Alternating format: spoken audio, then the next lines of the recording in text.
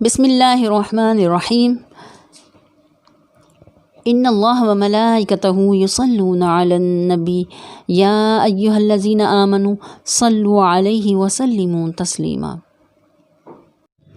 بے نام سے ایک خوف سے دل کیوں ہے پریشاں، جب طے ہے کہ کچھ وقت سے پہلے نہیں ہوگا۔ آخری الہامی کتاب قرآن پاک میں اللہ تعالیٰ ارشاد فرماتے ہیں، الا ان اولیاء اللہ لا خوف علیہم ولا هم یحزنون، اور خبردار رہو کہ اللہ کے دوستوں کو خوف اور غم نہیں ہوتا۔ اگر ہم غور کریں، خوف اور غم مختصر وقت میں آدمی کی بہت سی توانائیاں ضائع کر دیتے ہیں۔ ان شدید ذہنی کیفیات یعنی خوف اور غم کا فوری اثر آدمی کے رویے پر ہوتا ہے۔ جب دنیا کا حصول آدمی کا مقصد حیات بن جاتا ہے تو وہ غم و غصہ، رنج و فکر، حسد، بدخواہی، تنگ نظری، مردہ دلی اور دماغی الجھنوں میں مبتلا ہو جاتا ہے۔ یہ اخلاقی بیماریاں اور ذہنی الجھنیں معدے کے نظام کو بری طرح متاثر کرتی ہیں، پیٹ خراب ہو جاتا ہے اور قوت مدافعت کم ہونا شروع ہو جاتی ہے، اور معدے کا فساد صحت کا یہ بدترین دشمن ہے۔ صحت خراب ہوتی ہے اور اس سے آدمی بزدل ہو جاتا ہے، اور اس کے ذہن پر ہمہ وقت خوف غالب رہتا ہے۔ خوف دراصل ایک اطلاع ہی ہے۔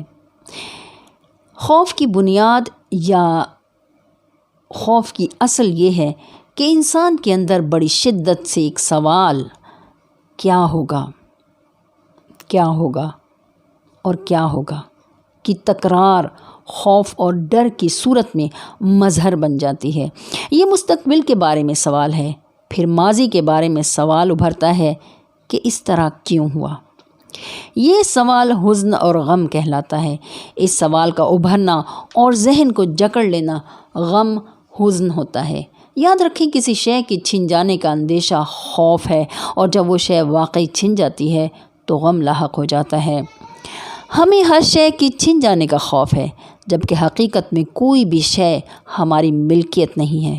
وسائل آتے وقت ہم نہیں سوچتے کہ یہ کہیں سے آئے ہیں، ہمارے نہیں ہیں، دیے گئے ہیں، مگر ان کے واپس لیے جانے کا خوف رہتا ہے۔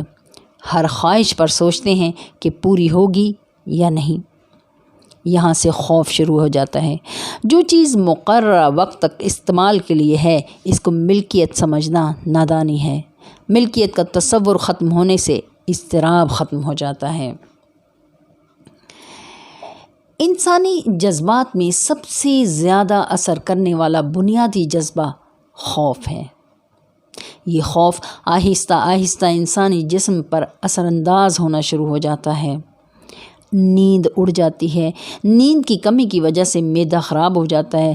خوف اور غم کا براہ راست تعلق نسمہ سے ہے۔ خوف کی بہت سی قسمیں ہیں، جنہیں میڈیکل کی اصطلاح میں depression, stress, anxiety, schizophrenia, frustration, insomnia, cyanosis اور سائیکوسس وغیرہ کہا جاتا ہے۔ تمام منفی جذبات انسانی معدے پر اثر انداز ہوتے ہیں، اور ان سے معدے میں تیزابیت اور السر وغیرہ کی صورتحال پیدا ہو جاتی ہے۔ چونکہ انسانی دل، جگر، معدہ، پھیپھڑے اور گردے وغیرہ میں غدود یا جھلیاں یا نسیں ہوتی ہیں، اور ان میں عجیب و غریب قسم کی رطوبتیں نکلتی ہیں، لیکن خوف کی وجہ سے ان تمام اعضاء کے غدود سے زہریلی رطوبتیں خارج ہوتی ہیں، اور آدمی مختلف ذہنی اور جسمانی امراض میں مبتلا ہو جاتا ہے۔ غم کی کیفیت میں بھی کم و بیش یہی صورتحال ہو جاتی ہے، اور آدمی اپنے آپ کو بالکل تنہا محسوس کرتا ہے۔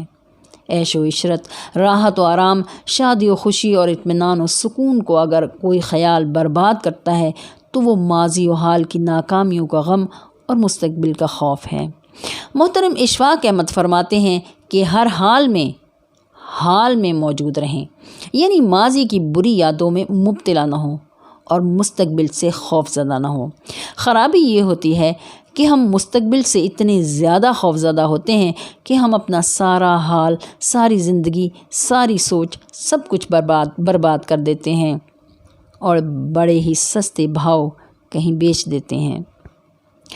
حقیقت یہ ہے کہ جو بندہ ماضی کی تلخ یادوں کے غم میں مبتلا نہ ہو اور مستقبل سے خوف زدہ نہ ہو، اسی کو صاحب حال کہتے ہیں۔